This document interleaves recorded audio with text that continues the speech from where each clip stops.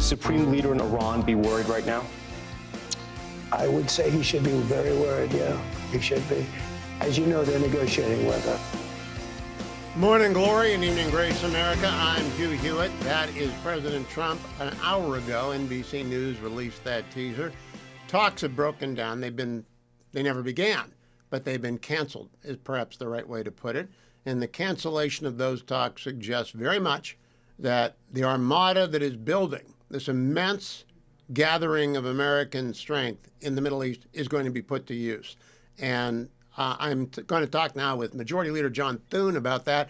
Leader Thune, welcome. I want to begin by asking if you and Senator Cotton, who are two members of the Gang of Eight who get briefed on intelligence matters, have been briefed on anything yet about Iran. I think in some of the Gang of Eight meetings that it's been high-level stuff, Hugh, but I obviously don't talk a lot about what's said in those meetings, but I don't think a lot of specificity, I would say. Okay, what would you conclude from the cancellation of today's meetings and the dispatch of the George H.W. Bush carrier to join the Lincoln? I think that, obviously the administration perceives the Iranians to be escalating, and, clearly cutting off the talks was a huge signal that they were sending. But I think it's, we've got a lot of interest to defend in that region of the world, and it has implications not just for that region of the world, but for the entire world. And so I think the president and his team are right to take it seriously and to ensure that America's national security interests are protected there. Last question on Iran, Mr. Leader. If we go to a battle with them, what is an acceptable conclusion of that battle from your perspective? Well, obviously for me, Hugh, it would be regime change. I think you've got to get new leadership, and there's no guarantee that new leadership might be the answer either. We've seen that before in other places around the world, but I do think that the Iranian people are clamoring for a voice and in their government, and for the same rights that people in freedom-loving countries have around the world, and I think that's what we ought to be supportive of there. And so if that were an end game, I think that would be at least a great starting place. We will pick it up from there next time we talk. I want to thank you, by the way, and congratulate you for getting the defense appropriation bill done, as well as 11 of 12 appropriation bill done. I don't remember the last time that happened, so hat tip to you, the leadership. Chairwoman Collins, Senator Collins, of course, the leader of the Appropriations Committee. When was the last time that happened? It's been a while, Hugh. I actually ran into one of my former colleagues in the House of Representatives. We had come in together, almost now 30 years ago. And he said, I think the last time we did all the appropriation bills was 1996. So, okay, I don't know. It's been a while. I've been doing this show for 25 years, and I do not remember it ever happening before. So congratulations on that. Regular order is restored except for the Department of Homeland Security. So I'd like to go there and ask you where the status is of those talks, what the Democrats are asking for, and whether or not we have creative aspects. Well, we do. I think there are, if you kind of put it into three categories, there are things the administration's already doing, which are significant. And there are a lot of the things the Democrats have asked for. Then there are things you could do through that DHS funding bill that are funding oriented, that you could, increase or withhold funds into certain categories of the DHS budget. But then there are the things that I think they want, which are policy changes. And if they're going to insist on any kind of policy changes, we're going to be at the table with ours too, because I don't think we do not want these negotiations devolving into something that makes it harder to deport and detain dangerous illegal aliens that are in this country. And so that bill needs to be focused on protecting and ensuring that law enforcement officers are safe in their jobs, able to do what the American people expect them to do, and to deport and detain dangerous illegal aliens. How you go about that matters, and I think Tom Holm has done a great job on the ground there of sort of getting that situation a little bit more in a place that hopefully the Democrats ought to be pleased with. I just think of the things that have already been done, Hugh, including in the DHS funding bill, the original one, which they agreed to and helped negotiate, by the way, that it had a number of reforms in it, including body cameras, and then they walked away from it. And then they walked away from the 2-week funding bill, at least a lot of them did. And the 2-week funding bill was way too short in the first place. they don't know what they want. All they know is they want to fight Trump. And that to me is a really bad motivation, and it's going to get them to make some bad decisions, which I think they're doing. Well, I think they're in a box canyon now, Leader Thune. I'm going to suggest that we, Republicans, offer them the Dreamers, which everybody in the country except 5% on each edge want to be done, along with the ability to cut off federal funding to sanctuary cities, because sanctuary cities are a problem. They're a refuge for dangerous illegal immigrants and possibly even worse than criminals, maybe terrorists. And everybody wants the Dreamers done. We can flip the script here. Any conversation about that on the Hill? There are some conversations around that. And again, I think if the Democrats were actually serious about negotiating, I think those are things that could be put in place. Certainly, as you know, there's a lot of interest on our side in doing away with sanctuary cities, which, as you point out, is a huge problem. And I think the president has expressed in the past some interest in dealing with the Dreamer issue. I think the president's in a position, if he wants to be the guy, because he is viewed as the person who closed and secured the border, could do something on this issue. But in the end, you got to have a willing partner, and I don't know he's going to have that with the Democrats. We'll see. I mean, I think right now what I've suggested, and I think it's true, is if the Senate Democrats, want to make a deal here, they're going to have to sit down with the White House and figure out a path forward. But I don't think the Democrats know what they want. I mean, they haven't given us the list of their demands yet, other than these vague categories, and I just think they're in a tough spot. But TSA, FEMA, Coast Guard, cyber, CISA, the cyber operations for the country are all in that bill. And if they decide to shut the government down, I think it's going to be a very hard position to defend. Do they even have a lead negotiator, Leader Thune? Do they have someone that they've said, it's going to be Chuck Schumer is going to sit down with Leader Thune and the president to work this out, or is it their appropriations vice chair? What is it? They haven't said, and we've been asking. We've said we're prepared to negotiate. The White House is ready, I believe, to sit down. Katie Britt, who chairs the subcommittee on Homeland on the Appropriations Committee, has sort of taken the lead role, or at least has offered up, the opportunity to sit down with whomever the Democrats want to put forward. And, obviously we will be engaged. I will be engaged in that as well. But, in the end, the Democrats have got to tell us what they want and be willing to negotiate with the White House. And at this point, it seems like they're more interested in having the issue than they are in having a solution. Would you personally support a deal that included both the Dreamers and a funding cutoff switch for sanctuary cities? And that might be 100%, it might be 50%, it might be 25% of all federal funds in all categories. I don't know what it is, but a trigger. Yeah, I mean, let me think about that. I hate to not negotiate in advance or negotiate against yourself, so to speak, until we kind of figure out what the Democrats want. But I think, like I said, I think there's some things that could be put on the table. This is a president who obviously likes to find solutions and is willing to go places that others haven't. And so let's see where the conversation goes. Yeah, he did the First Step Act in term one. A First Step Act on regularization would make a lot of sense to me. Let me close by asking you about the poor people at TSA. During the last shutdown, I was flying a lot, and they were working without pay for a long time.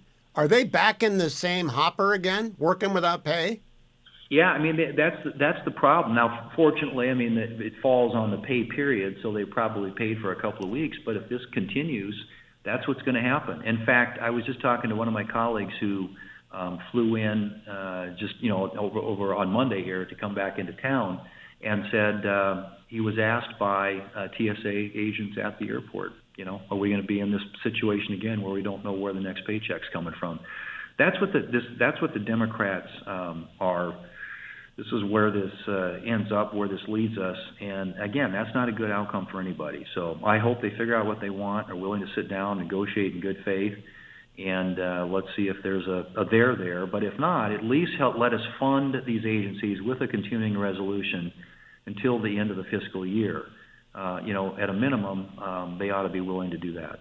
Majority Leader John Thune, thank you for joining me. By the way, good luck to your South Dakota quarterback who's leaving the fabled halls of Columbus for greener pastures, but good luck to Lincoln.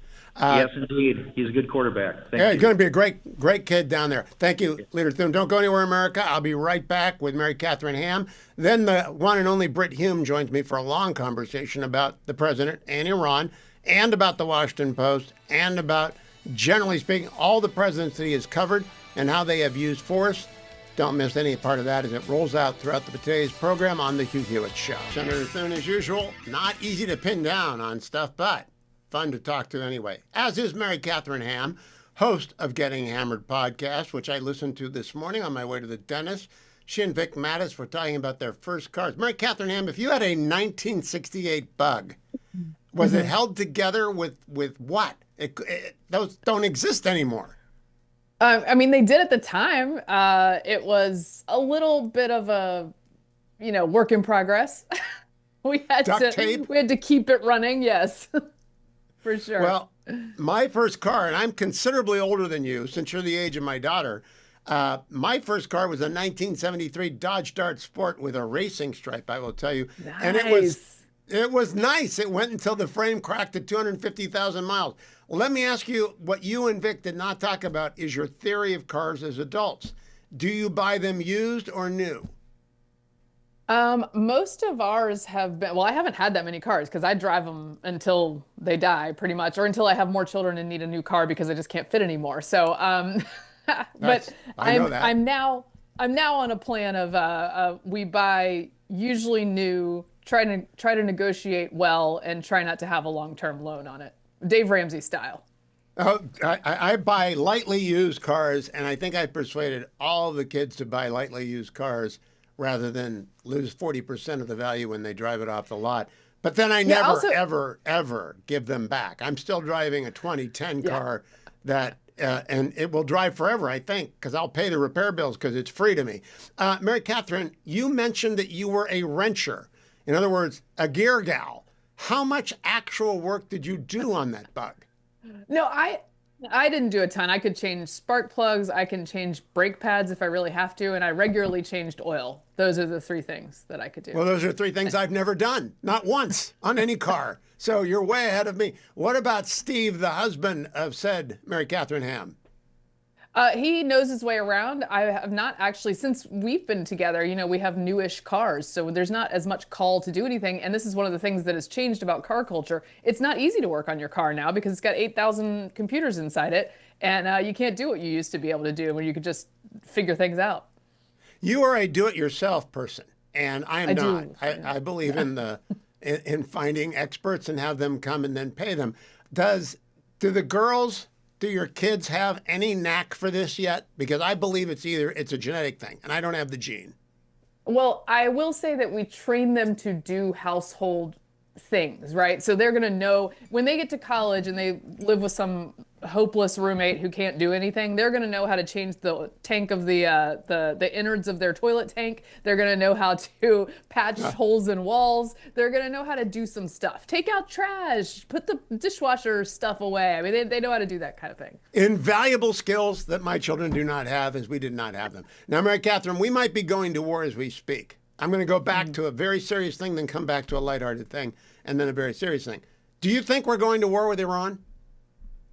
I mean, it seems likely to me every time Trump says that he's going to do something that it is likely to happen. In the case of the Iranian protesters, he seemed very explicitly to encourage them. I know that not doing anything obvious doesn't mean that there aren't things going on behind the scenes, but I did feel like a pretty large promise was made to look out for those guys. And now many, many, many people are dead. And if he feels that he can support them by taking kinetic action, as they say, I think he might do that very well. Yeah.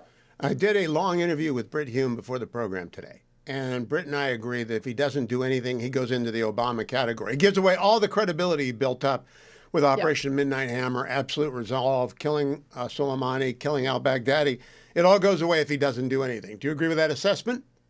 I agree with that. I think that's what he cares about. I think it is a danger for him, and I think it's something that's on his mind because he very much values that credibility to be able to make the call and follow through on it. And it ends very badly, as we saw with the Obama doctrine, if you let red lines just go right past.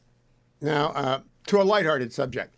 I'm intimidated by Brit Hume because he's been at a 5-star game forever. It's sort of like the LeBron James of news.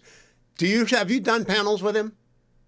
Yes, and I would say the same, Hugh, because I've been watching him for years and trusting him and seeing him as someone I would like to emulate the best I can, because I'm never going to be Brit Hume. But when I am on a panel with him, I got to really bring my A game. But you can't get in your head, because then you'll get too nervous. Yeah, and you trusting can't be nervous him. with Brit. That's the key word, trust. We also talked about the Washington Post, which is collapsing in real time before our eyes. And I feel bad about that, and he feels great regret about that. How do you feel about it? I don't love it. I do think that even though I don't have rose-colored glasses about the past and the way that news was covered, I do think newspapers, I grew up in a newspaper family. My father was a newspaper editor. I think particularly local metro dailies were quite important. I think the newspaper fights between those local metro dailies meant that city and state government got covered in a much more thorough way than they do now, even if it was a little biased on state level, not as bad as it is on a national level. So I have some sadness about it. I'm an original ink-stained wretch. I worked in newspapers, and yet they have brought this on themselves. The industry has not adapted and has not maintained trust, because it keeps handing out trust like it thought it was going to last forever on the advertising dollars of the year 1998. And once Craigslist came about, that wasn't going to happen anymore. And now you've got alternative media sources, many of which I trust more than the Washington Post.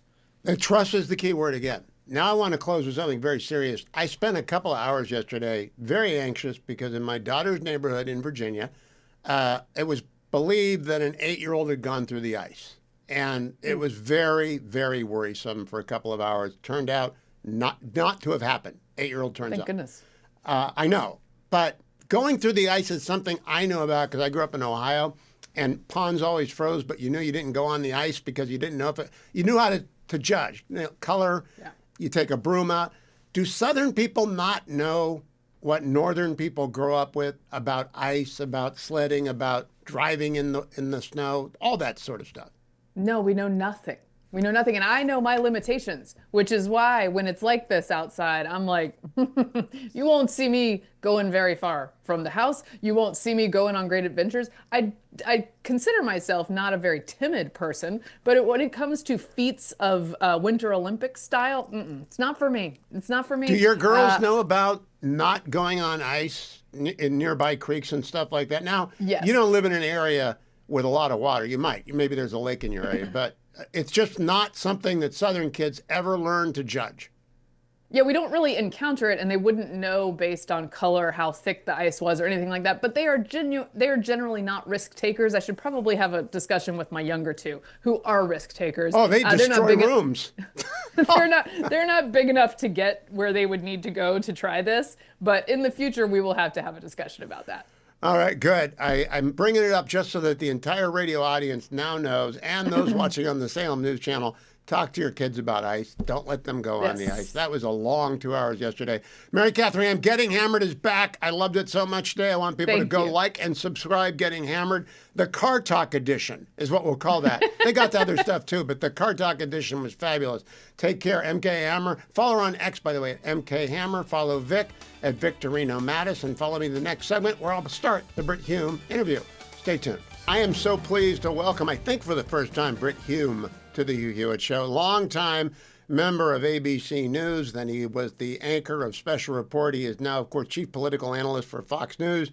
You see him most Sundays on Fox Sunday Show, and then often on Special Report. Whenever I'm on the panel with Brit, I just try not to say anything stupid sitting next to him. How are you, Mr. Hume? Where do we find you today?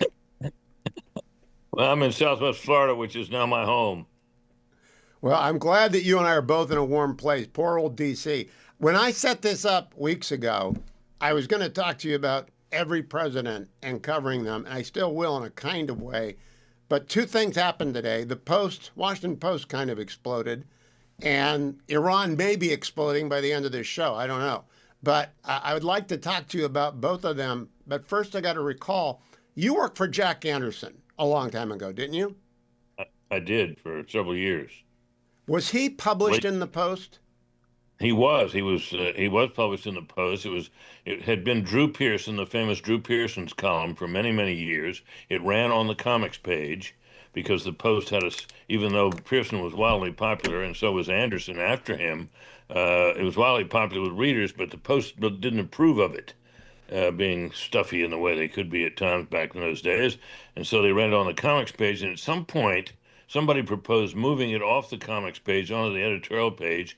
And Jack Anderson, for whom I was then working, he didn't want that because he said he'd rather be next to Peanuts than next to Joe Kraft. Joseph Kraft was a prominent Washington columnist in those days. And so he got all the churches and institutions to whom he'd given speeches and who he could call favors from to write to the Post, and the idea was killed, and the column stayed on the editorial page until it ended some years later. I know that former President on the Nixon, comics page. Yeah, former President Nixon had it in for Anderson, and I don't know if you got caught up in that. But it goes back to Drew Pearson days. I worked for Nixon out of college, in his exile at the elbow of America out in San Clemente, and he told me once that he broke up a fist fight between tail gunner Joe McCarthy and Drew Pearson at some, it could have been any of the many Washington dinners that are held. Did you ever hear that from Jackie Anderson? Yeah, I know the story. It happened. The fight that was broken up was at the Sulgrave Club, which was a very elite club right near DuPont Circle in Washington, where only reason I went there is I got on the list for debut parties and used to go, and apparently they were tussling on a stairwell and then in the lobby, and Nixon broke it up. Well, you're the only guy I know who can go back and talk about Nixon first person the way I can, but I really want to talk about Carter and Khomeini, because you're probably one of the few people that remembers the revolution of 78, 79. I watched it with Nixon in San Clemente and Ray Price on the couch in the West Wing, the Western White House Oval Office replica, and we couldn't believe every day what we were seeing as the Shah fled after a year of marches. Do you remember that as vividly as I do? I do remember it very well. I guess I was covering Capitol Hill at the time, and of course it was widely watched there as well. It was a very big story, and of course, it was succeeded by the famous hostage taking and hostage crisis that really was terribly damaging to the then President Carter's political standing. And I think you could make a pretty good case, Hugh, that it was that as much as anything else that did him in as a presidential candidate, Carter as presidential candidate in 1980. I think it was. And then what the big question to ask you, has any president until Trump ever tried to deal with the Iran regime and the crazy two Ayatollahs, Khomeini and Khamenei, from a position of strength the way Trump is doing after Midnight Hammer? Because Reagan got bollocks by them. I don't remember much on HW's watch, but Clinton couldn't figure him out. W never struck back when they began blowing up American soldiers in Iraq. And of course, Obama did the JCPOA. Have they ever been understood by the White House? My view is that we've never seen a military buildup on the scale that we're seeing now. This is striking.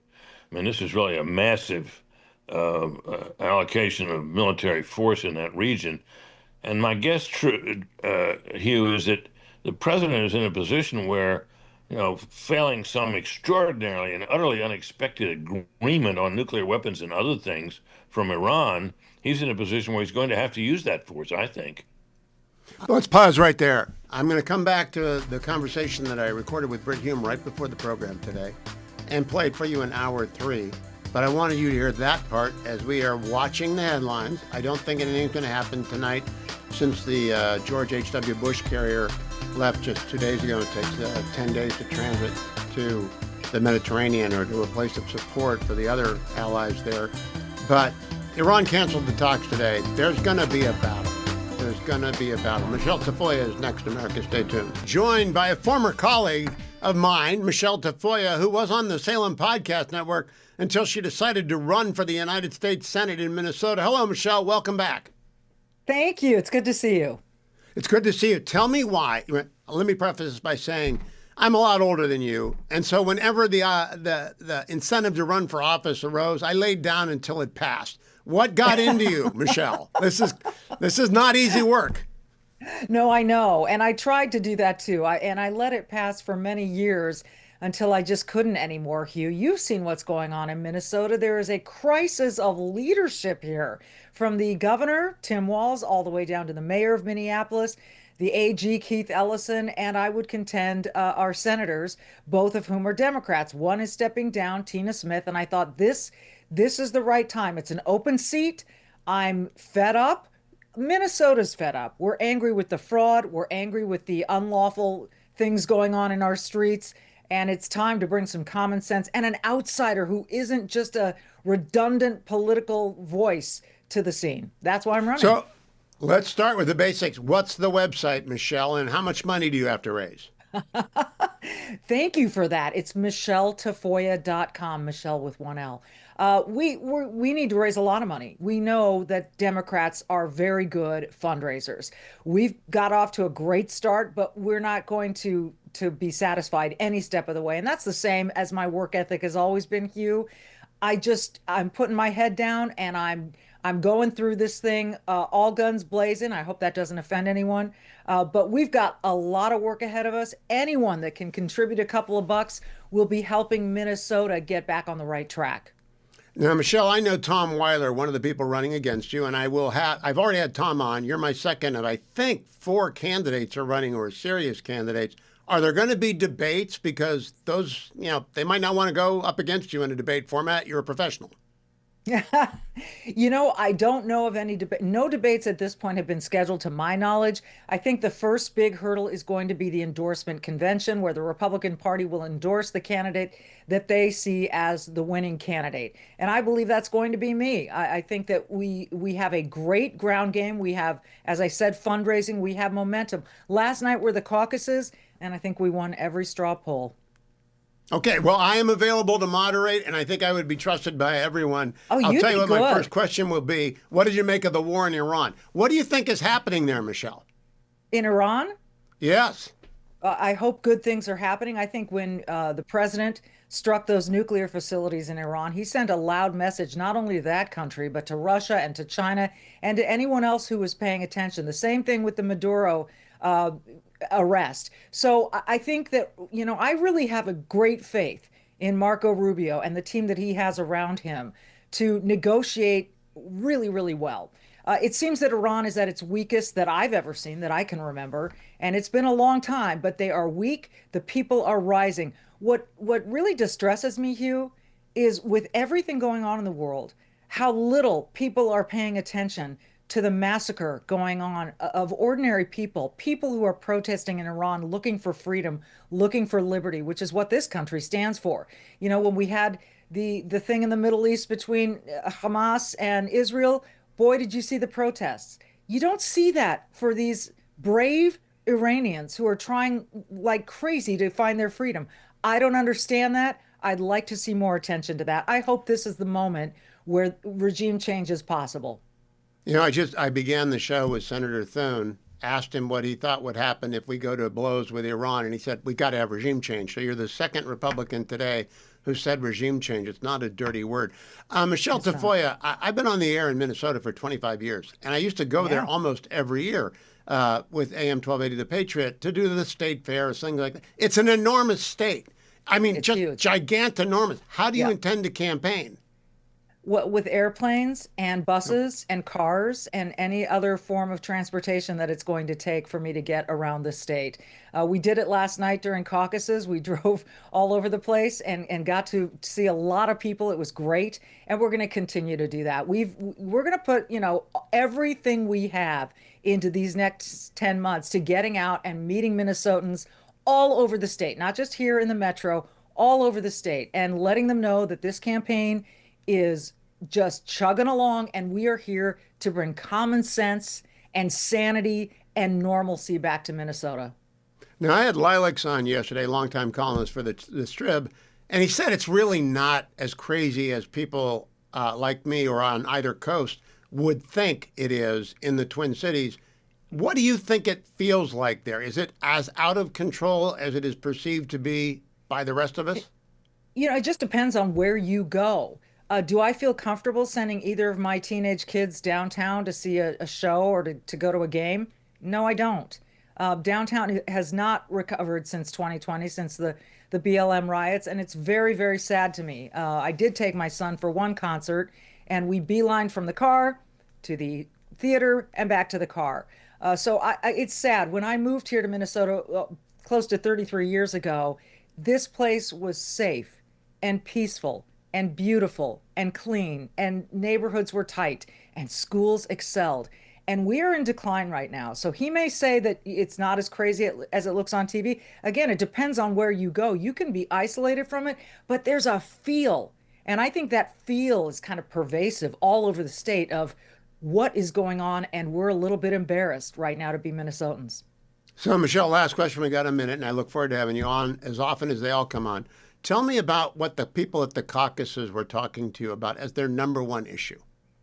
When you say the word fraud, you hear the murmur, you get the applause, you hear people saying absolute. They are angry. And of course they should be, Hugh. I mean, this is not only Minnesota taxpayer dollars, this is American taxpayer dollars that was funneled to Minnesota for COVID relief, and it was given to criminals. Now, $9 billion, and that may just be the beginning, cannot change hands through government agencies without people knowing. We've had whistleblowers. We've had people coming forward saying, I saw this. We have writers here. Liz Collin at Alpha, Bill Glahn at the American Experiment have said, I've been reporting on this for a long time. Why wasn't anyone listening? When Feeding Our Future, the $250 million scandal, where the money was supposed to be feeding kids, broke open and many, many people were put in jail and put in prison, people started to take note, and they know it's real now. And the other thing, voter fraud. People are very skeptical that their votes are going to matter. So we've got to clean it up. Michelle Tafoya, it is great to talk to you. I want to remind people, Michelle Tafoya with 1L.com, Michelle Tafoya with 1L.com. I look forward to talking to you again, Michelle. Market Check brought to you today by AndrewandTodd.com. My friends at Andrew and Todd are the people you turn to when you want to buy a home or refinance the home that you are living in, buy a second home, or get yourself a rental property. Call AndrewandTodd.com or call 888-888-1172. They do it all because they're a bank, Union Home Mortgage. They actually underwrite the loan, and they will walk you through it A to Z. They know every step in the process, and they are the very best. They've served thousands of my customers over the 25 years I've been on the program. They did my loan when I moved back to the Beltway. They've done Dwayne's loan, many loans inside of Salem on the Salem News Channel, and for people in this audience for many, many, many years. I've known Andrew for more than 20 years. I've known Todd for half that time, and they're both wonderful Christian men. They are completely trustworthy. You can, in fact, ask them, hey, does it make sense for me to refinance? I've got this great 3% home loan, but I've also got this car loan and this student loan debt and all these credit cards. It's a math problem that they're expert at. So just call them at 888-888-1172. The 10-year Treasury today went down a little bit. So it's down to 4.281. Now, you won't get 4.281. That means you're in the sixes. But you'll get the best rate that is possible for you, whether you're refinancing or buying a home, depending on your credit score, depending on where you're buying, how much you're putting down, how much equity you have in your house. What you need is a Sherpa. 2. AndrewandTodd.com, 888-888-1172. I'm in the Relief Factor studio. Time for me to tell you, I did not go up the much vaunted Implacable Hill today because I was back at the dentist. All's clear. Everything is good. I don't have to go back for another year. And that's good. I'm glad. But I didn't get up the Implacable Hill. That means it'll be an every other day week this week. And that means tomorrow we'll take a little more stress and a little more test of the muscles. And that means a little more aches and pains on Friday. That's fine. I take Relief Factor to prevent that. If you're watching on the Salem News Channel, and you should at least try that once in a while, you can see I got the 4 pills, Icarian curcumin, resveratrol, omega in my hand, and it's like this. That easy to take. Now, why do I do that on the air? Why? I want you to watch it. I want you to hear it. Because a lot of people don't like to take supplements. Look, they have put so much effort, not only into the natural ingredients in these 4 supplements, Icarian curcumin, resveratrol, and omega, but they precision engineer them, design them so it's very easy, even for the pill adverse, to swallow all four at once. I'm just telling you. Give it a try, $19.95, 3-week starter pack, $19.95, less than $1 a day. All you have to do is visit their website or call them at 1-800, the number 4 and the word relief, 1-800-4-RELIEF, or go to their website and find the starter pack there at relieffactor.com, relieffactor.com. Also on the market today, another very bad day for the NASDAQ. That's becoming a trend. It's down 1.5% today. Meanwhile, the Dow Jones was up 0.5%. Go figure. I don't know what war means. I do know defense stocks are going to probably be doing pretty well in this period of time because we're going to have to reload after we fire everything at Iran if they do not capitulate beforehand. I got to keep you up to speed with what is going on in the world. The canceled talks with Iran are back on because 9 of our allies asked us to do it. I'm not sure it matters. John Podhoretz joins me. He's editor of Commentary Magazine. Follow him on X at jpodhoretz. Listen to the Commentary Pod every day. John, I don't think this matters even a bit. I think we're going to have a battle with Iran. What do you think? I think that's likely because Iran is going to make it happen. The ball is now in Iran's court. So if they're going to fire drones at us, if they're going to try to board our ships, we're going to swat away the drones. We're going to ignore them on boarding our ships. But not only do they not want these talks, they want to provoke us into fighting them. And so we're going to end up doing that, even if there are signs that the administration seems kind of divided on whether or not to take the final steps. Earlier in the first hour of today's program, I had on Majority Leader Thune, and I began by asking him what the result of any battle ought to be. Can we play that clip for John? Last question on Iran, Mr. Leader. If we go to a battle with them, what is an acceptable conclusion of that battle from your perspective? Well, obviously, for me, Hugh, it would be regime change. I mean, I think you've got to get new leadership, and there's no guarantee that new leadership might be the answer either. I mean, we've seen that before in other places around the world, but I do think that the Iranian people are clamoring for a voice and in their government and for the same rights that people in freedom-loving countries have around the world, and I think that's what we ought to be supportive of there. And so if that were an end game, I think that would be at least a great starting place. John Podhoretz, I find that clarity to be refreshing. Regime change and decapitation is what I think I would say. Just get rid of the Ayatollahs. I don't care if it's a general or not. Get rid of the Ayatollahs. They're fanatics. There can be no other purpose for our military conflict with Iran but the ending of the malocracy. What would we be engaging with them for otherwise? To teach them a lesson?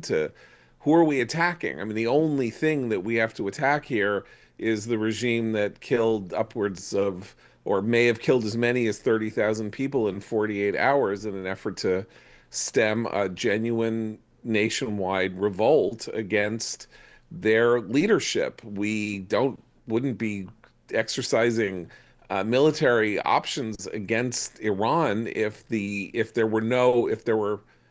That's the only purpose that we have. And what regime change means, or decapitation means in this context, is they're gotten rid of, and then begins a new era in which we don't really understand what happens over the course of the following year. Is there a general who can take the place? Does someone come in? Is there some kind of a coalition of sort of dissident leaders until they can either write a constitution, come to new elections, or restore the old constitution that was in place before 1979? We don't really know that, but there is genuinely no purpose to kinetic military action of any kind that does not result in the regime being ended. I listened to yesterday's broadcast of Commentary Podcast with Eli Lake explaining that Reza Pahlavi has a 30% approval rating. I don't have an opinion on who runs the country. They can't have nukes and they can't have ballistic missiles.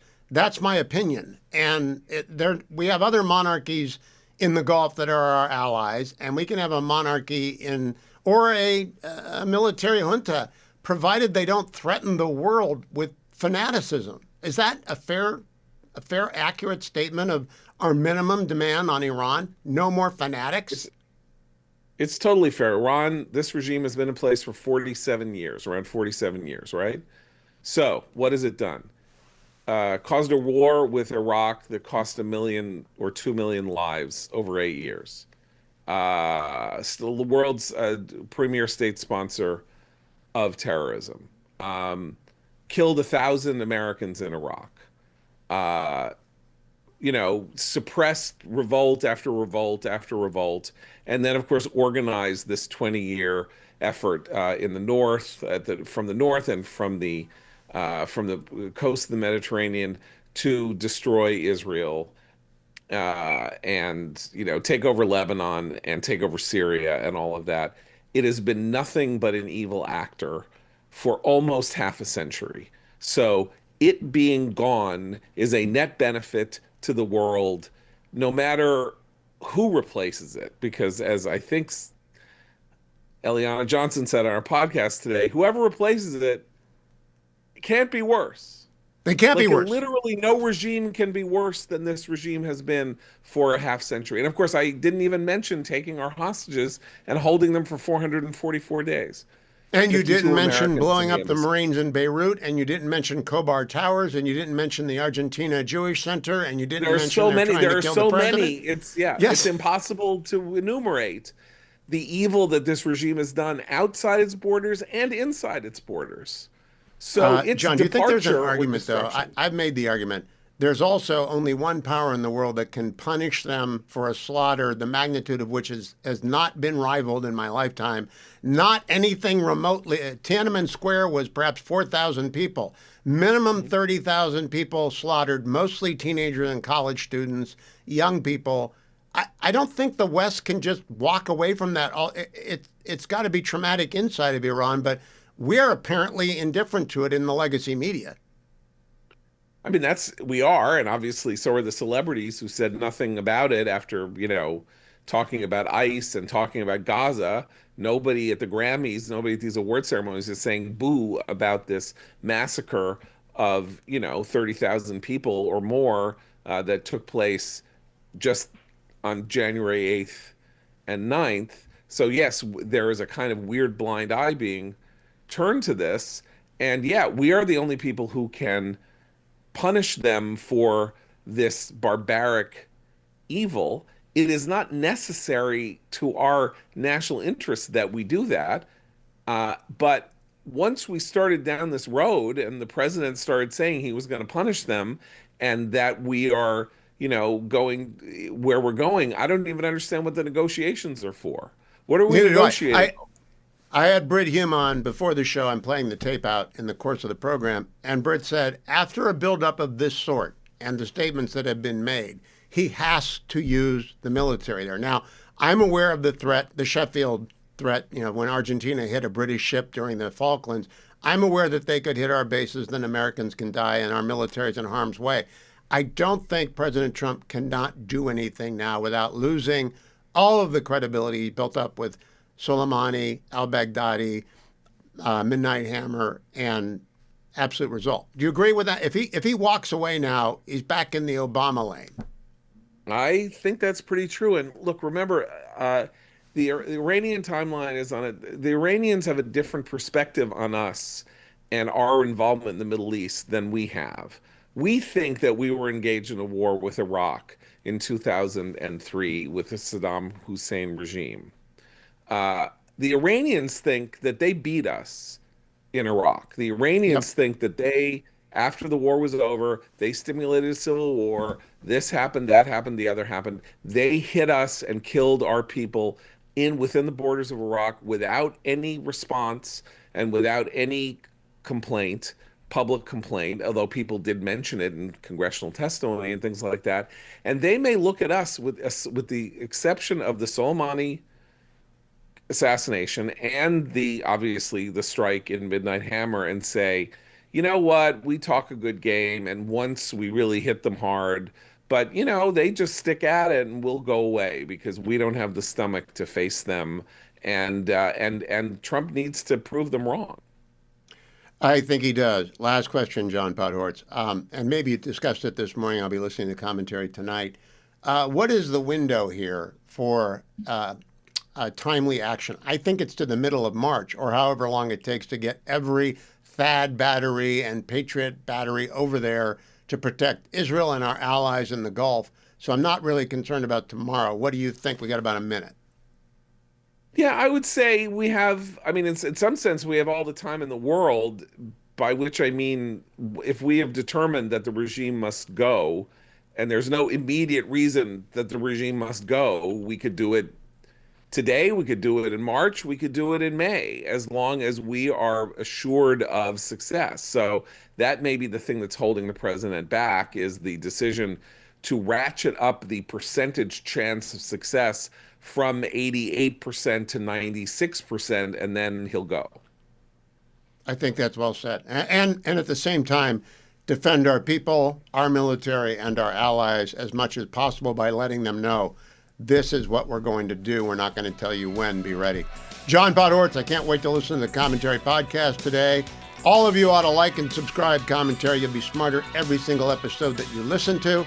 It's available on YouTube. It's also available on iTunes and Spotify. Thank you, John. Follow him at X, by the way, J. Podhoretz. I'm joined by one of the West's great governors, Governor Greg Gianforte of Montana. Governor, welcome back to the program. I understand Erica Kirk is in the Big Sky State today. What's that all about? Well, we were thrilled to have Erica Kirk here. We've been promoting Turning Point USA's program to help get high school students to love America. This is called Club America. 12% of all the high schools in Montana have a Club America. These are really civics organizations. And we stated very clearly, Erica Kirk was here to support the effort, that we want a Club America chapter in every single high school in the state of Montana. So what does Club America set out to do, Governor? Is it a bipartisan or a neutral as to R&D civics course, or is it center-right? Yeah, that's right. This is about American exceptionalism, our founding fathers, and engagement with our community. So it teaches young kids, mostly conservative kids that love America, to have a peer group so they can support each other, get involved in community service. Whereas Turning Point has their college campuses. Those lean a little more political.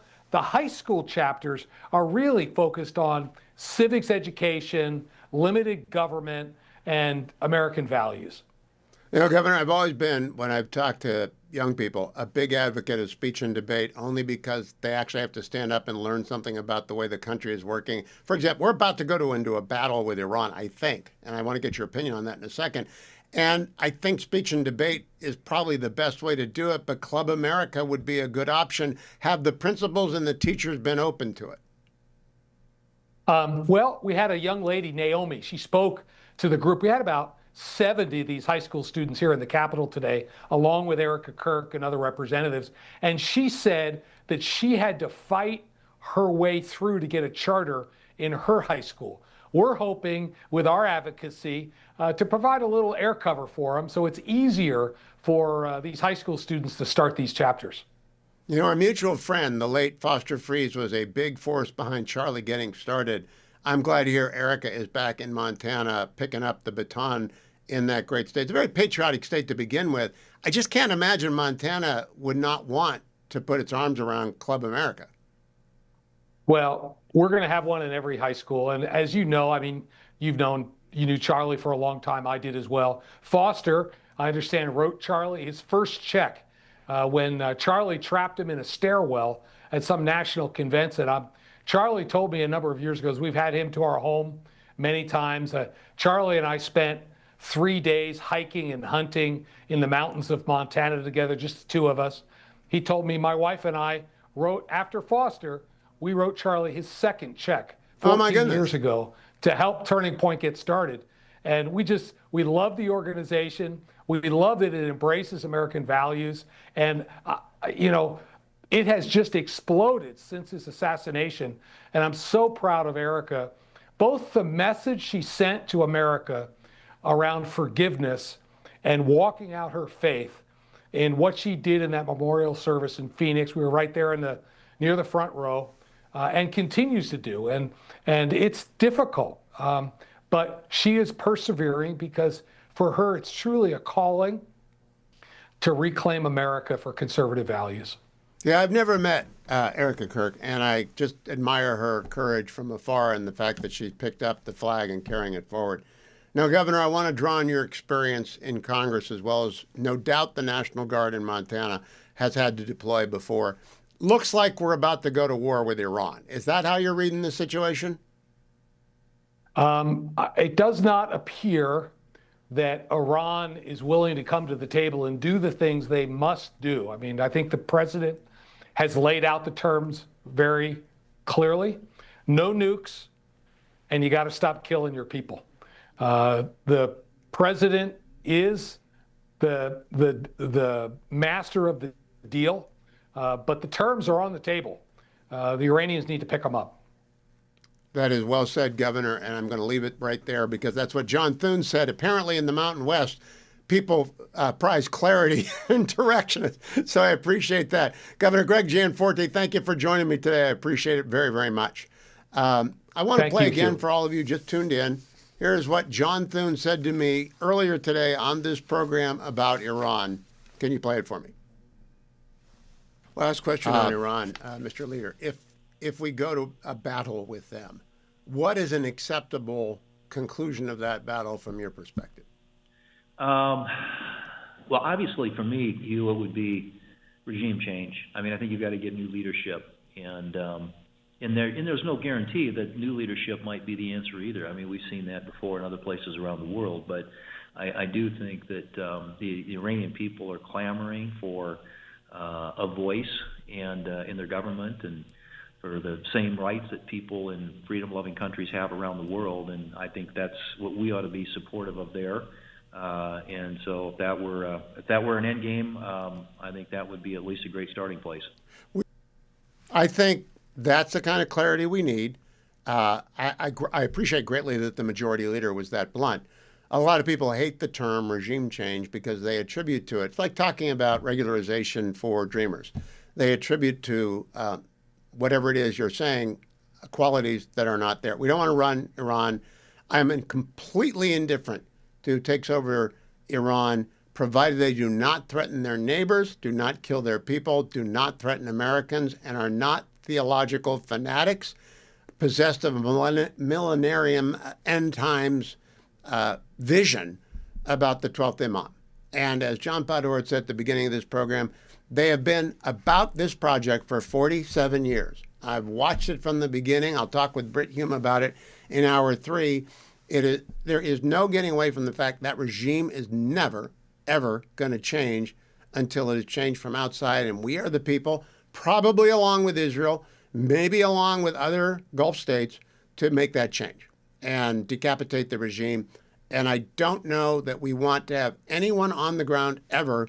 The Iranian people will sort it out, and the Iranian military should come to their aid in doing so. The regular army, not the IRGC, but you murder 30,000 people. There is nothing you won't do.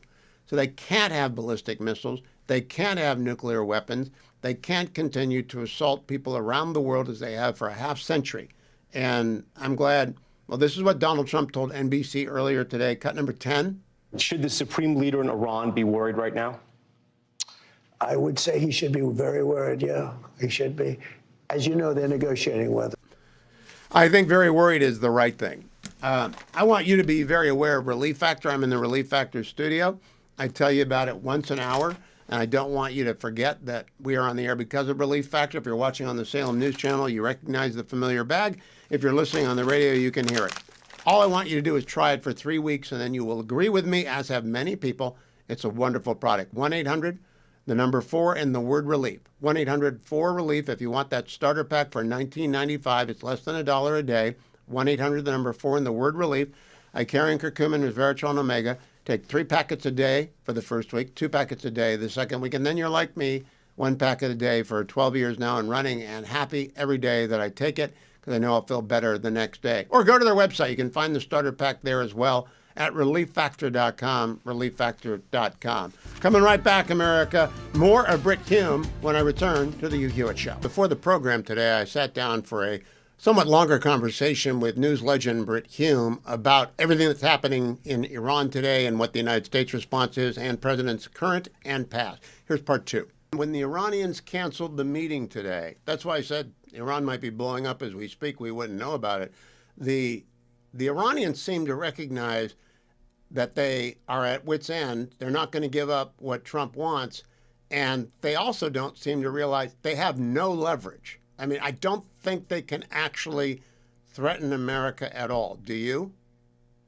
I don't. I think they can threaten, potentially at least threaten U.S. bases in the region, and I think they can threaten some of our allies in the region, which I presume is the reason why we're said to be moving anti-missile systems into the region to whatever extent we can. Well, I think that's correct, too. I think they have been publishing pictures of the bases in Jordan and the UAE and Qatar on the Fars news agency, which is the unofficial arm of the government. And that's a veiled threat. Do you think threats work with Donald Trump very well? Well, I think they can. They sometimes do, perhaps, but in these matters, he's about as bold a president as we've had in some time, and he's willing to take risks and order daring missions. The mission in Venezuela being the most conspicuous recent example. But he's willing to do this stuff, and of course, he, with considerable help from Israel, was able to successfully take out huge pieces of Iran's nuclear program. So, I mean, I think he's prepared to do it again, or to try again with an even larger force. So I want to try an argument out on you. I heard Lindsey Graham in the Oval yesterday say to the president that the President Trump was Reagan plus. I actually thought it's more like H.W. Bush, because H.W. Bush went to Panama, and I think you were at the White House at this point, covering the White House. H.W. Bush did Panama. Okay. He did Panama and he did Iraq, in and out, massive use of force, then cut it off after 100 hours in Iraq, after a month and a half in Panama, and got out. Is Trump more like H.W. or is he more like Reagan? Well, in terms of the length of the missions, he's more like H.W., as you suggest, Hugh. And I think, this is a somewhat different matter, because he had a very discreet mission, did H.W., in Iraq, which was to evict Saddam Hussein's army.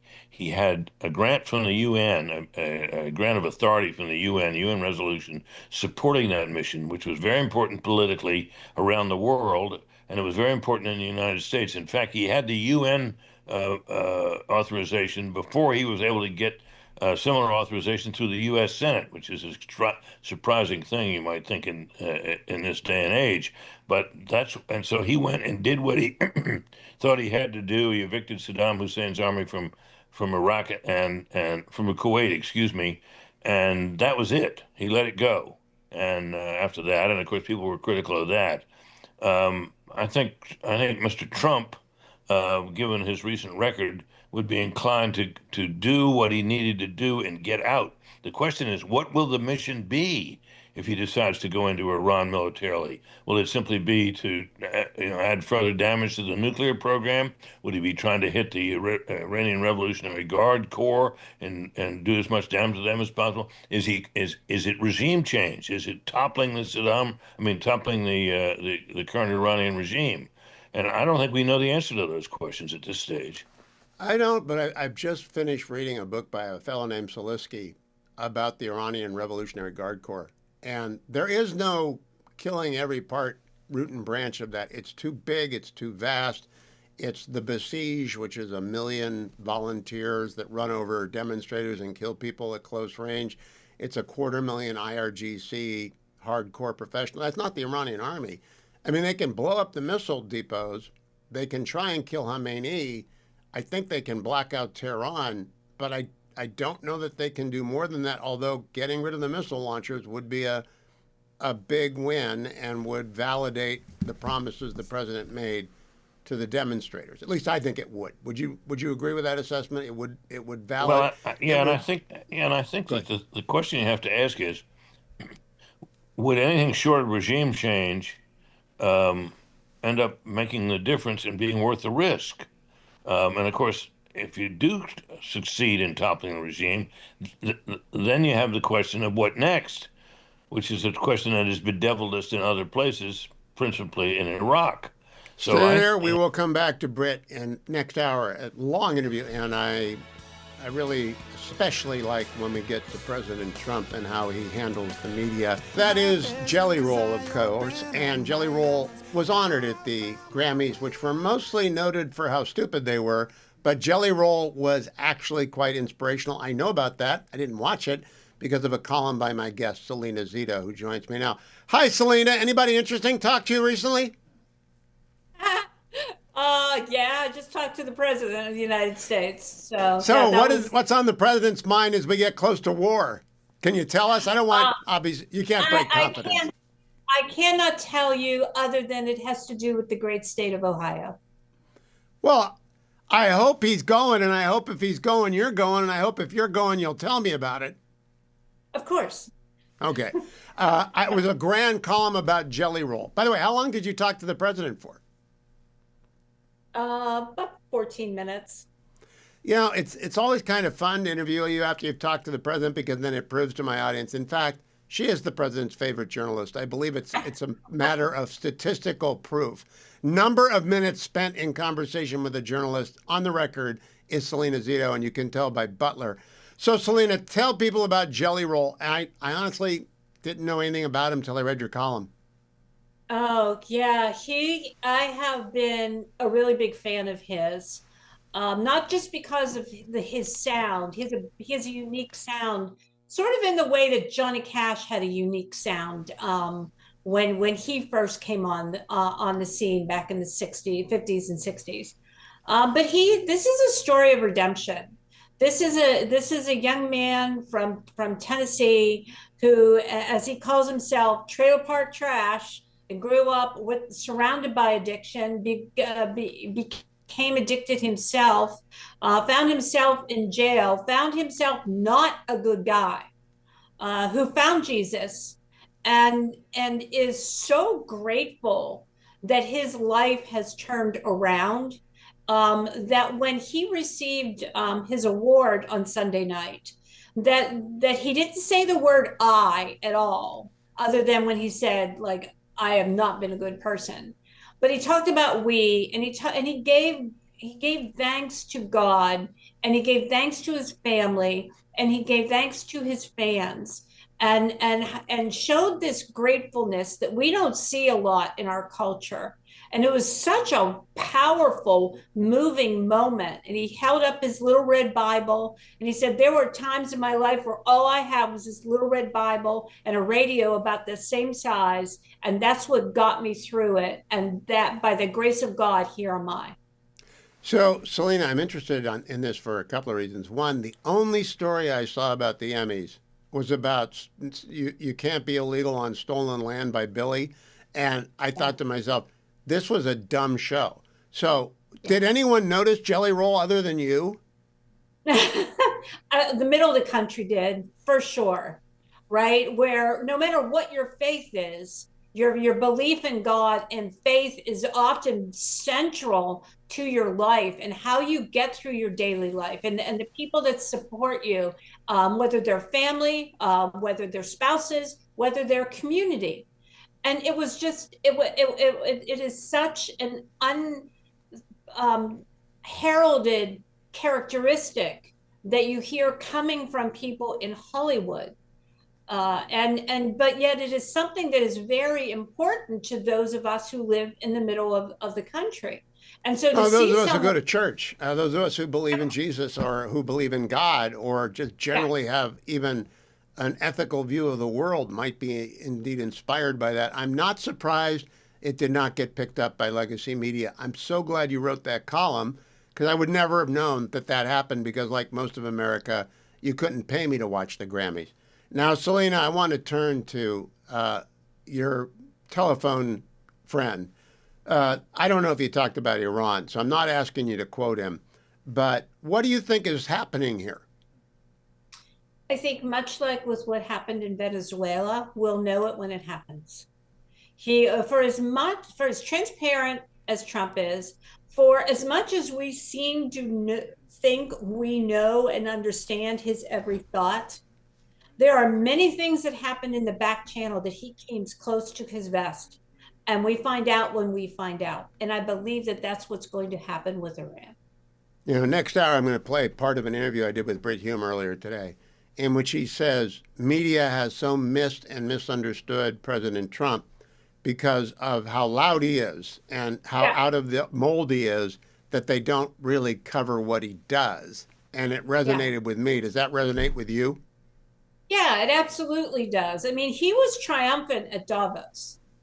And because he was so loud and because he was so outside the box, it was covered as though it was a failure.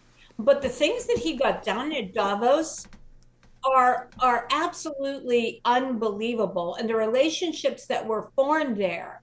But because my profession fails to understand how he does what he does, blows my mind. And I really want to make this point. Do you remember when Barack Obama came out? And in 2007, 2008, and every journalist ran to get his books, right? And dive into them and just, pick it apart and talk about how brilliant he was and how it got inside who he was. Had anybody gotten and read Trump's book, Art of the Deal? Because it's all in there. And it frustrates the heck out of me that nobody says, oh, well, this is how he operates. It's too late for the Ayatollah Khomeini to read it. It's very unfortunate for the people of Iran who got murdered by these fanatics. They didn't read it before they did that. Because what is coming, I think, is as certain as, I think Eisenhower said, as certain as sunrise follows night. What is coming to Iran is certain. I don't know when, I don't know how, and I know it's dangerous for our military. I don't take it lightly, but I think it's certain. Selena Zito, always good to talk to you. Follow her on X at Zito Selena,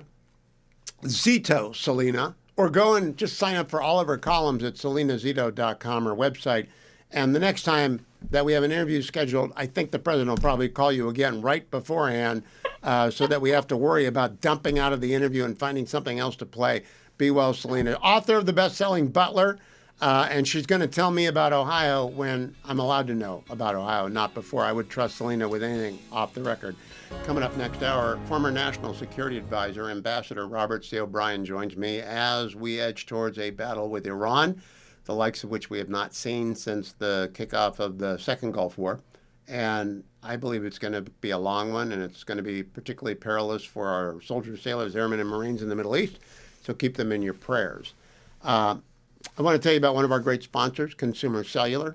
And I'm doing this every day, and I do it in different hours so that I can alert everyone who's listening or watching on the Salem News Channel that Consumer Cellular is a very excellent choice that will save you money and give you the same service as you presently have, no matter what cell phone company you use, because you can have savings with service because they use the same cell towers as every big cell phone company does. However, they cut out all the frills, they cut out all the marketing, they cut out all the sort of things like give you a free phone, because there is no such thing as a free phone. What they do is lower your rates. And they tell you how much data you really need. Now, if you're 50 and older, you can get 2 lines of unlimited data. If you're someone who wants the security of unlimited data, 2 lines of unlimited data for $60 a month. And by the way, you can keep your numbers. You can keep all your contacts, all that stuff. It takes 20 minutes to complete a transfer with consumercellular.com/Hugh, or you call 1-800-411-4454, 1-800, did I get that right? I want to make sure I get that right. 1-800-411-4454. I got it right. And remember, my code is Hugh, H-U-G-H. The reason you use that when you talk to Consumer Cellular, it gets you your second month free.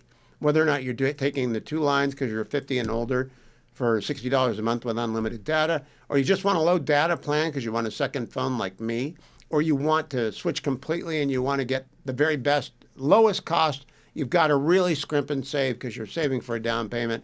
consumercellular.com/Hugh, consumercellular.com/Hugh, 411-4454. I want to play again John Thune earlier today on the program with me. Hit it. Last question on Iran, Mr. Leader. If we go to a battle with them, what is an acceptable conclusion of that battle from your perspective?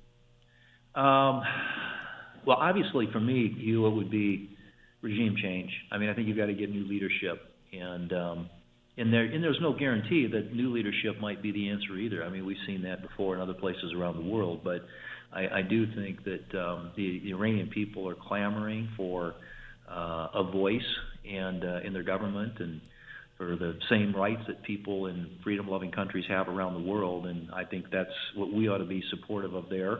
Oh, that's all you need to hear.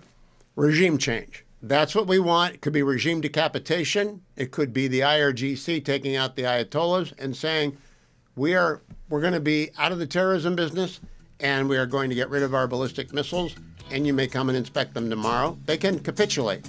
There's no reason this has to happen. They can capitulate and deal with their own people who are no doubt seething with anger and sadness and grief. We're not getting that in the West because the West doesn't have any pictures of 30,000 people slaughtered or more on January 8th and 9th, but they are feeling it. I'm joined by Ambassador Robert C. O'Brien. Ambassador O'Brien was the National Security Advisor for President Trump in the first term. He joins me on a very portentous day. Mr. Ambassador, you're watching the news. What do you think looms ahead with Iran? Well, I think the president's going to hit Iran, and he's very predictable. He gives these bad guys a chance to do the right thing. When they don't, he hits them, and he hits them hard. And he's given the Iranians a chance to give up their enrichment program, which is a bare minimum for the United States. We have to have a nuclear-free Iran. He's given them a chance to give up their ballistic missile program, and they've used those missiles to hit American bases and to hit our allies and friends in the region. And he's given them a chance to stop supplying the Houthis and the Hezbollah and Hamas with weapons of mass destruction to hit Americans. So he's given them those three opportunities, and I think they're going to turn it down. Now, Mr. Ambassador, when you were with the president, he did strike Soleimani, and he didn't give any warning about that unless it was given through back channels. This is very, very loud and clear. In fact, so clear. Here's what Senator John Thune told me, the majority leader of the Senate, earlier in the program today. Let's play that for Ambassador O'Brien. Last question on Iran, Mr. Leader. If we go to a battle with them, what is an acceptable conclusion of that battle from your perspective? Well, obviously, for me, Hugh, it would be regime change. I mean, I think you've got to get new leadership, and there's no guarantee that new leadership might be the answer either. I mean, we've seen that before in other places around the world, but I do think that the Iranian people are clamoring for a voice and in their government and for the same rights that people in freedom-loving countries have around the world, and I think that's what we ought to be supportive of there. So, Mr. Ambassador, what do you think about regime change? Absolutely right. And Senator Thune has hit the nail on the head here. This is a government. Mr. Ambassador, we've lost your signal for some reason, so we're going to try and reconnect with you. But there ended up being a buzz in that. Did you hear that, Generalissimo? All I got was a buzz. So let's try him back. I want to hear what he has to say about Leader Thune. Are you back, Mr. Ambassador? Can you hear me? Yeah, go ahead. Yes, so Leader Thune was absolutely right, and Senator Thune hit the nail on the head. This is a government that's been at war with America for 50 years, Hugh. I mean, they started out their regime by taking our diplomats hostage for 444 days, right, to humiliate the United States of America, certainly humiliated Jimmy Carter. They then in 1982 bombed our embassy in Beirut through the Hezbollah, the Party of God, which they founded in Lebanon. They then killed 241 Marines at the Marine barracks in Beirut, the largest loss of life of the Marine Corps since Iwo Jima. They then hit Khobar Towers and hit our soldiers and airmen in Saudi Arabia. They killed hundreds, if not thousands, of U.S. soldiers who were attempting to bring democracy to Iraq. And they're threatening even today to kill the President of the United States. So this is a government that's at war with America. And the only way to end the war is to end that government.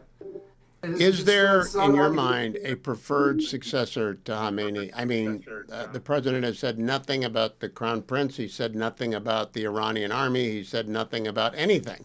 Just that they're not going to give up their missiles, and that means regime change. What do you want to see happen there afterwards?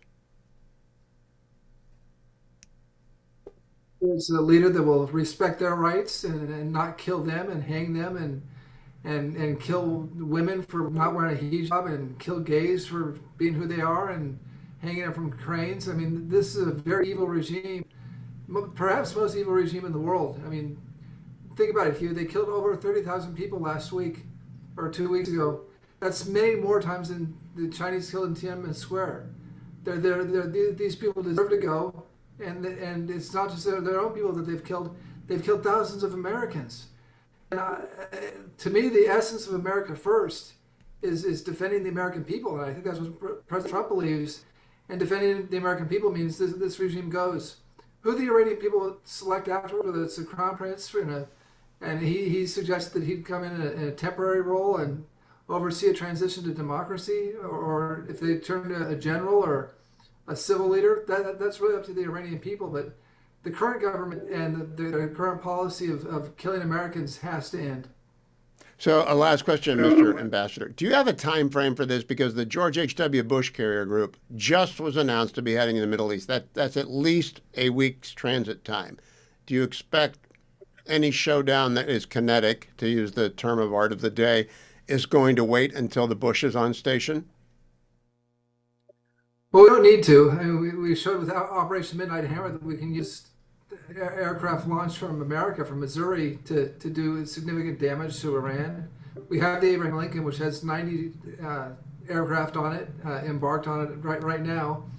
The Bush certainly gives the CENTCOM combatant commander and the admirals more firepower, no doubt. But we could start tomorrow. We could start a week from now. And the beauty of it is President Trump will be the person who decides the time, the manner, and the place of the attack.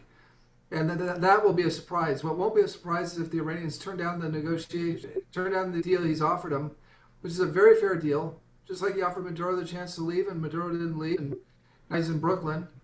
The Ayatollah's been given a chance to leave, to go to Moscow or Beijing and take the billions of dollars that he's stolen from the Iranian people with him. And he can get out of there, or he can choose to stay and face the wrath of America if he does take the deal. And the president's given him a very fair deal. Do you think there, from your, I know you wouldn't have the classification anymore, although you're on the Presidential Foreign Intelligence Advisory Board, or whatever PIFIAB's called now, is there any indication that someone might just shoot the Ayatollah in the back of his head because they're afraid they're going to get blown up? Yeah, that's something a dictator always has to worry about, Hugh, is an assassination if the king. But the Ayatollah is surrounded by fanatics, religious fanatics who believe he's the voice of God on the earth. He's in a bunker, so it's probably unlikely that someone from the regime takes him out. And the penalty is so high if you don't kill the king, or even if you do, in that circumstance, he'll kill your family, he'll kill your extended family, he'll kill your uncles, aunts, anyone related to you. So it's unlikely that he'll be assassinated or there'll be a coup d'etat in the regime. What's more likely is that he'll run for the hills with all his money. He's the man of God who's stolen billions of dollars and put it overseas to feather his nest. I assume he'll go to the cash rather than face American military power. He can have a villa next to Assad and the Assad family, because they're all in Russia now. Ambassador Robert C. O'Brien, good to talk to you. Thank you for joining me. Always a pleasure. American Global Securities Chairman of the Board. I want to get that right. AGS Chairman of the Board now, former National Security Advisor Robert C. O'Brien. Coming up after the break, I'm joined by Britt Hume for the continuation of our very long conversation about President Trump, about Iran, and about what's coming. Before we go to that, though, I want to remind you I'm in the Relief Factor studio. Relief Factor costs $19.95 to get started on, and it's very easy to get started on. Call 1-800, the number 4, and the word relief. 1-800-4-RELIEF. All you need to do at that point is say, I want the starter pack. It costs $19.95. It's less than $1 a day. relieffactor.com. All you have to do is go to that website. You can find the starter pack there as well. I take it every day. I've taken it for more than a dozen years. I did not go up the implacable hill today. I'm not going to be able to do, maybe I will be able to get down Huntington Beach on Saturday. Now I think about it, it may be a little bit tight. I may end up in the desert on Saturday, but I got to get back to the Beltway next week, so it's not going to be the same. It's freezing in the Beltway, and I don't go outside when it's freezing. So I've got to take it every day, even during extended layoffs, and therefore Relief Factor is for every day, not just when you're feeling the pain. Keep the pain away by taking Relief Factor every day. When I come back, Britt Hume. Before we go, though, Doug Burgum today talked about the rare earth deal that is being pursued, cut number 8. Well, Sean, these talks are important because critical minerals are important to every American. Anyone who's watching your show right now is watching on a television that is built with and includes critical or rare earth minerals. Same with their cell phone, same with the car they drive, same with the refrigerator in their house. I mean, this is essential to the modern economy just for consumers, but it's also critical for all of our defense and defense technology. And as you noted, China has got a stranglehold. They can control anywhere between 85 to 100% of the top 20 critical minerals. This is a threat not just to the U.S., but to the whole world. And that's why, again, convening with a number of cabinet secretaries, Vice President Vance, Marco Rubio, Howard Lutnick, Chris Wright, myself, across the whole of government, saying that all of these countries, let's come together. We need to build a club of nations to be able to trade freely amongst each other and make sure that we've got a secure supply chain for the critical minerals that we need for our manufacturers, our manufacturing workers, and for the citizens of America. I think Secretary Burgum is really the equal of any of the competent people in Washington, D.C., and when he says they're going to get this done, it's going to get done. Vice President Vance gave a long speech on critical minerals today as well. Department of State. Coming up after the break, Britt Hume. Stay tuned to the Hugh Hewitt Show. Earlier today, I caught up with Britt Hume, and we talked about everything for about a half an hour. Here's part 3 of that interview. I think this is a very big and risky situation we're in, but I think the president is kind of out on a limb here and is going to have to act, because it's unimaginable to me that he can get a satisfactory response from Iran without doing something. I think that is exactly the calculation Khamenei has made, that it's unimaginable that he can not do something, and when he does something, Khamenei is going to try and inflict massive damage on the American bases. He sent a drone at the Lincoln yesterday, which is not a very good idea. I've got a son-in-law who knows aircraft carriers, and they're pretty well defended, but I do remember the Sheffield. I was reminded of it this week, that an Exocet missile was fired by Argentina back in the Falklands. And I don't know where you were at that time, if you'd gone to ABC by that point. Oh, yeah, you were at ABC by that point. The Falklands is late Reagan. Or mid-Reagan? I think that's right, yeah. Yeah, it's Thatcher and it's Reagan. And HW is Iraq and Thatcher. So I get the two confused. But Argentina took out the Sheffield. I'm not being casual about the danger to our troops or to our ships, but I don't think the President Trump can do nothing. I think he actually has to now go and punish them. And punish can be very, very big, as you point out. Have we ever done a mission like that before? And I think, Hugh, that one of the things that the president can feel that he may have accomplished by virtue of the actions he's taken in Iran and then later, of course, in Venezuela, is some restoration of the kind of deterrent that our foreign policy has been built on for so long. Is not that we want to go to war, it's not that we want to have a big military establishment everywhere, but we want people to feel that we have enough power to strike them in a powerful and damaging way if they mess around with us. And of course, when you pull out of Afghanistan in a way that we did, and when Barack Obama's famous red line went completely unenforced in Syria, that damages that image. I think Mr. Trump is trying to rebuild that, which is, I think, appropriate. And if he were to back away here and not really do anything meaningful, I think that would, whatever progress he's made on restoring American deterrence would be undermined. I agree with that. I also think politically, and I don't think that ought to be the primary consideration, but it's never not a consideration. If he backs away, he's basically becoming Barack Obama 2.0. And he spent the last 10 years denouncing the JCPOA.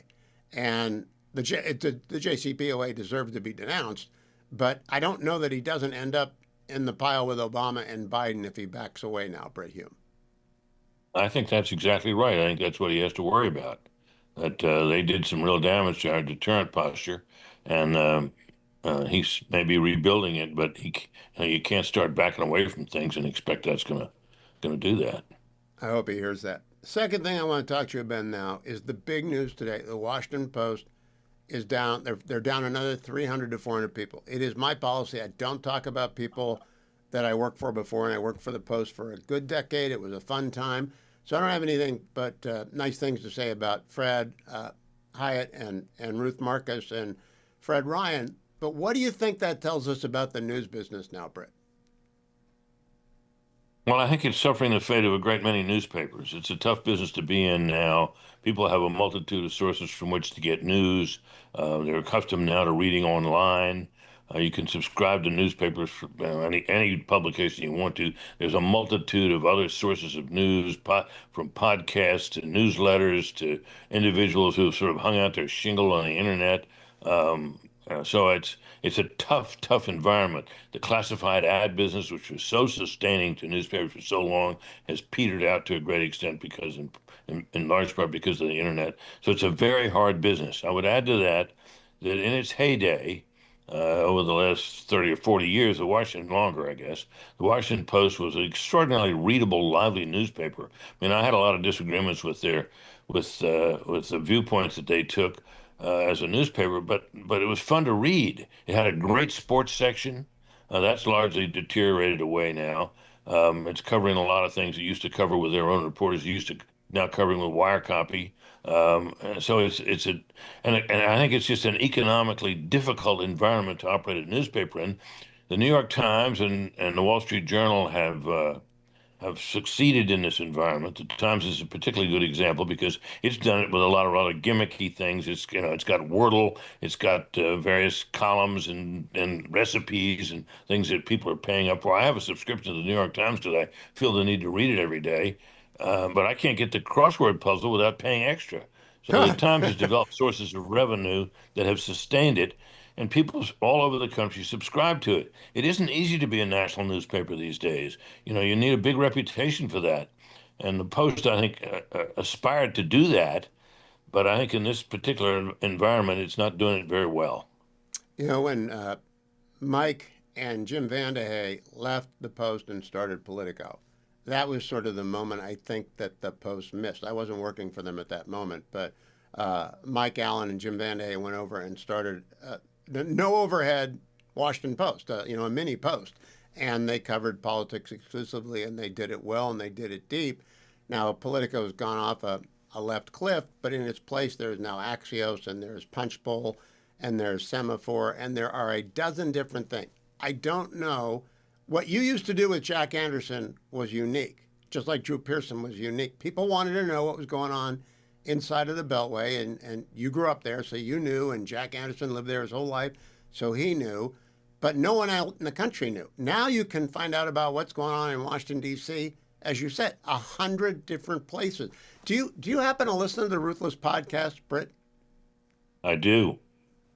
And I enjoy it very much. And it's kind of it's a rollicking podcast, to be sure. And it's fun to listen to. It's not serious, deep reporting, but it's a bunch of smart guys and, with a sense of humor, giving you a little insight into how they see things in Washington. It's fun. Rollicking is exactly the right word. Hugh, the Post used to be fun. The style section was kind of a trendsetter at the time. And it used to be full of lively, sometimes gossipy stuff that was fun to read. In recent years, it's been kind of a dreary, never Trump, a drumbeat of a newspaper, not very fun to read. And a lot of the reporting they did, I think, particularly on Trump, didn't turn out very well. They've chased the Russia collusion fiasco right down the rabbit hole, ended up with nothing. So that, those things I think all contributed. So now Fox News has got foxnews.com, and I read a column for it a couple times a week, and its reach is massive. it's up there with any other, like the New York Times website or the Wall Street Journal website, which is part, of course, of Fox Corp. I don't know that anyone will take over the Post and try and revive it. I just can't imagine that happening. Can you? This looks like the death rattle to me, Hugh. It really does. Let's leave it right there. We'll come back. More Brit Hume after the break. It looks like the death rattle to him. I think that's correct because when you've lost your sports section, as I will discuss with Brit, you actually have lost a good reason why many people read many platforms that used to be newspapers. Why I subscribe to Cleveland.com. Earlier today, I caught up with Brit Hume, legendary newsman. He is the chief political analyst for Fox News. And Brit and I are talking about the news from the Washington Post today.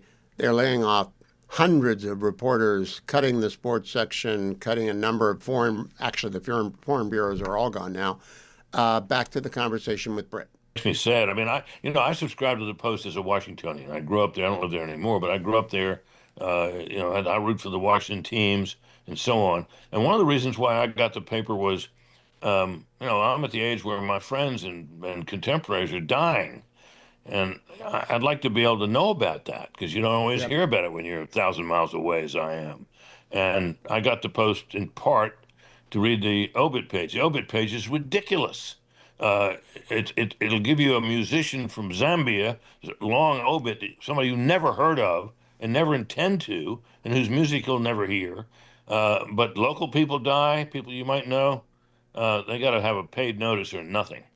That's just one more example on the of Hill the paper. go unreported. People who spent decades on the Hill don't get an obit anymore in the Washington Post. I noted that. That's right. That's the only critique I'm going to give. I will note the comic section. I have no idea if it exists because I only took it digitally for years. I doubt it very much whether Jack Anderson could even ask to be on the comics page. But I do regret losing the likes, whoever is the modern Thomas Boswell, because they were a great sports column. And I didn't live there anywhere near as long as you have lived there. And I didn't like their teams. I'm a Cleveland guy. But they had great sports coverage. And that was shuttered today. They're out of the sports business. It's almost unthinkable. I don't see, and I think if you're trying to revive that newspaper, and you're not going to cover the local sports teams, I mean that's one of the things I go there for. I'm an ardent fan of the Washington Redskins, now Commanders, and have been since I was a little boy. And one of the reasons I still keep my subscription to the Post is to catch up on the team. And if they've killed that, then I'll probably just cancel my subscription. Because that's a rough road to go to be a Redskins anymore. Commanders fan, Britt. I'm a Browns fan. I know what that's like, but that's a rough road to go. Are you hopeful? Yeah, and I've always had a lot of sympathy for Browns fans because that's one of those. It was one of the original teams of the NFL and a great team for many years, and had Jim Brown and Paul Brown and great stars through the years, and to see them struggling the way they have in recent years has been painful for me, just as one sympathetic to its fans. Did you turn the corner on? Did you become a Nationals fan after the Senators folded up and they had the O's for a long time? They covered the O's greatly, but did you become a Nationals guy?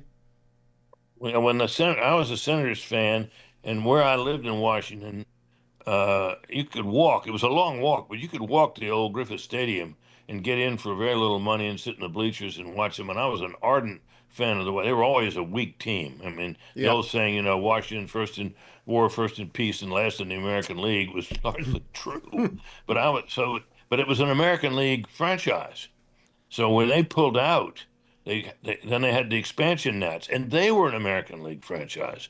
And when they went away, then we didn't have a team for years, and I was able to some extent to transfer my allegiance to the Baltimore Orioles. I used to go up there and go to games and enjoyed going to the games in that beautiful new ballpark that I say new. It's been there for years, but it seems new to me. And when the Nationals came, that was a National League team. And I was accustomed to seeing my team playing against American League opponents.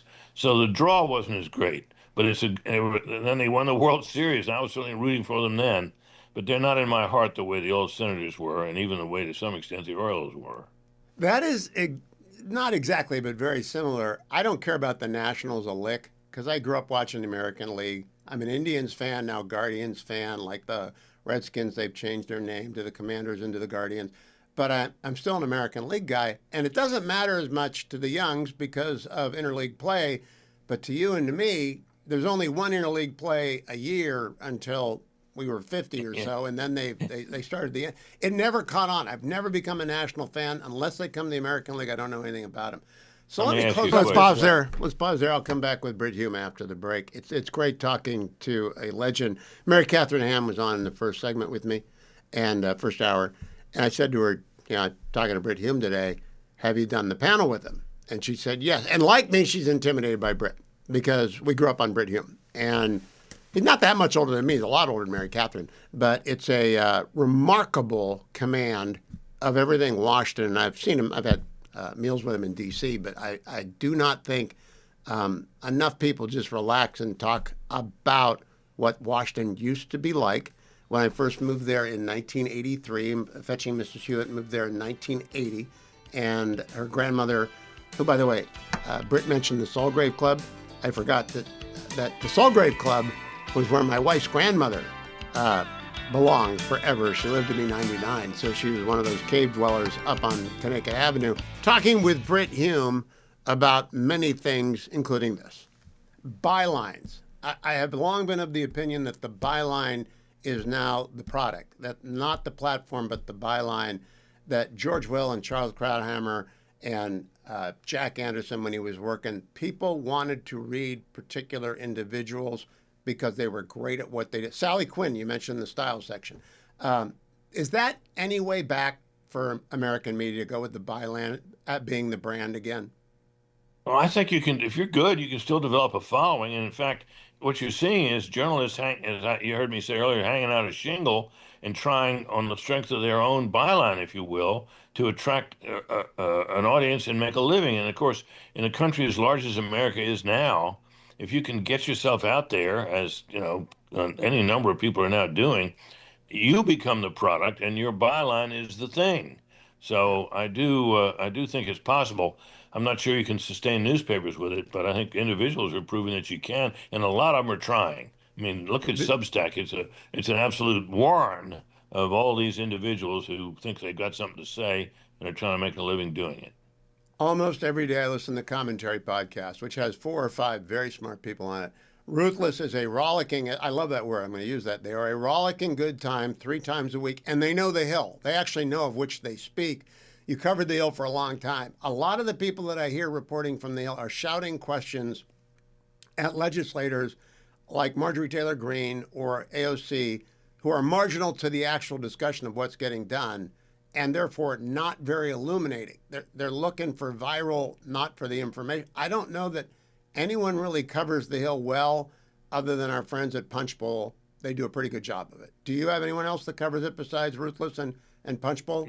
No, I don't really, and I think our correspondents at Fox do a pretty good job of covering the Hill, but it's not like it used to be. I can remember we used to cover, when I was at ABC News, and I covered the Hill for 11 years, we used to cover budget hearings, and we didn't cover them live, but I would be doing, tape packages on the evening news about budget hearings and budget markups. And they're pretty tedious, but we really did cover the Hill. And we had a correspondent in the House and a correspondent in the Senate. Now we have, correspondents come and go up there. And we have people who are off air who work it. But it's not like it used to be, even with an hour newscast at night. Even with all-day newscasts. C-SPAN has not replaced Fox because Fox has a point of view that comes into the play at various times on the panel and things like that. But for deep dives into, for example, I opened with Senator Thune today, the program, and we talked about the Department of Homeland Security funding bill. And that's a very interesting thing to me, but only radio has enough time and cable has enough time to actually dive in to an comprehensive immigration reform bill. Other people, I mean, you couldn't do it when you were anchoring Special Report. Brett can't do it. It takes forever to do even a introduction to it. That's true, and I think that's one of the things that's challenging about this environment is we worry that people are not going to be very well informed, if we can't find a medium in which to convey this stuff, and when you see these newspapers dying out, it's concerning in that way in particular. Well, let me conclude by asking you about Donald Trump. I thought I'd seen everything, having worked for Nixon in exile, and then Reagan in the Reagan years, and then going back and forth between D.C. But of course, he's a very different, sort of almost otherworldly figure in politics. He's not of anything from which I'm used to. Is there any recreating him, or is he a genuine sort of one-off? He's a one-off, in my opinion. There's never been a politician, a successful politician that I know of like him, and I think one of the great failures of journalism in this age has been a failure to get it about what he is, and to, people have been so mesmerized by his personality, viewed by so many as obnoxious and abrasive, and viewed by many, nearly a huge majority of journalists, as an absolute rascal who should not be treated as anything other than that at all times. There's been a great failure there. I think he's a very hard man to understand fully because he's so different from every other politician. And I think he's a man who has been a bold and in many respects an exceptionally effective leader, but his accomplishments are less visible to people because of his personality and because of his style. You look at him and people look at the things he's doing at the White House, and even indeed the way he decorated his apartment in New York, and they think the man's life is an absolute festival of bad taste and braggadocio and exaggeration and all the rest of it. And there's a case to be made for all that. The problem is, however, that if you look at that stuff and are mesmerized by it, you fail to get what's really going on with him.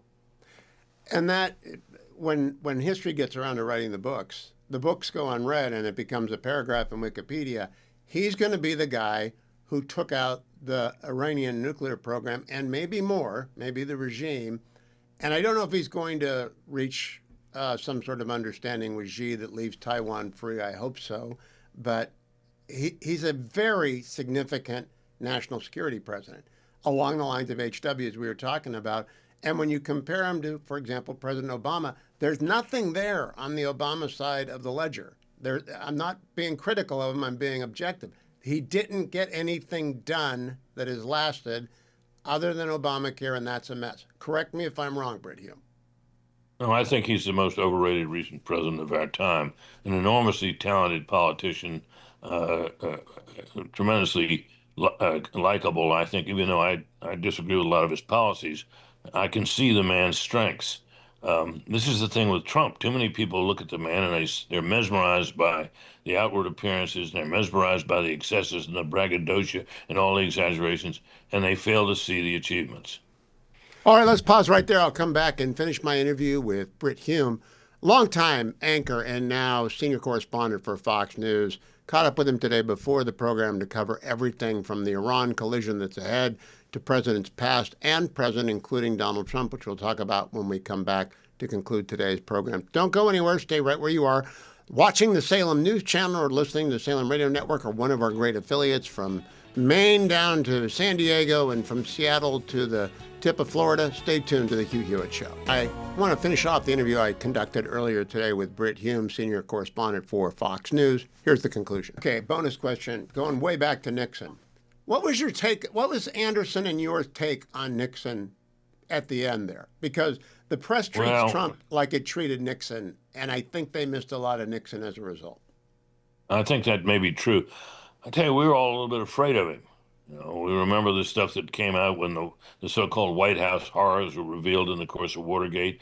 I did a story for Jack Anderson that broke before Watergate and was a much lesser deal about the effort to fix the IT antitrust cases, and it reeked of corruption, and indeed it was corrupt.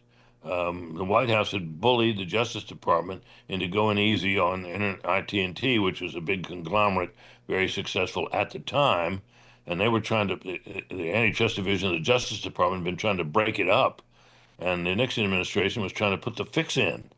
This was not a good thing, and we did a story about it. I think it took down Henry Peterson, didn't it? Did your story take out Henry Peterson? It took down Richard Kleindienst. That's it, eventually. Kleindienst. Yeah. Well, Kleindienst pleaded to something else, but he was guilty in that, and he'd been involved in that, and he'd been pressured by John Ehrlichman in the White House and so on. So, we thought Nixon was a dark force. I always did. And only, and I certainly appreciated and came to understand his foreign policy skills, which were manifold. But at the time, he seemed like he was in kind of an investigative reporter's dream at the time. That's what I was doing. Yeah, the friendship between Donald Trump and Richard Nixon, which developed after the former president moved back to New York in 1980, has always fascinated me. I've talked to President Trump about it a couple of times. There couldn't be more different. Dirt poor, Yorba Linda, California, Whittier College versus developer, Penn, New York, glitz, ritz, glamour. They could not be more different, but they operate, I think, in very similar ways when it comes to the national security of the United States. They both don't want to be predictable. And I think they've achieved that. Brit Hume, last word to you. Yeah, I think Trump does it on instinct. Nixon probably did it on intellect. Oh, that's well said. Brit Hume, great fun talking to you. Watch out for the iguanas falling from the sky down there in South Florida. I hope I see you in the Beltway again soon. I got to tell you, that was the idea that Trump does it on instinct and Nixon did it on intellect had never occurred to me before, but that sounds exactly on the nose.